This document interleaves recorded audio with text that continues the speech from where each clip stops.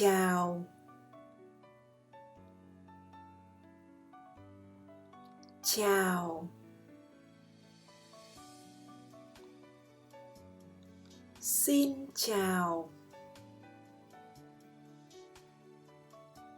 xin chào. Bạn có khỏe không? Bạn có khỏe không? Không có gì. Không có gì.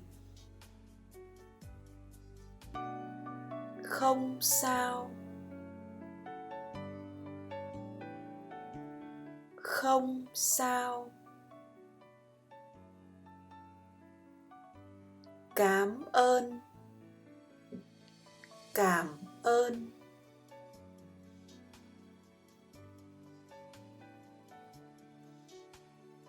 Cảm ơn.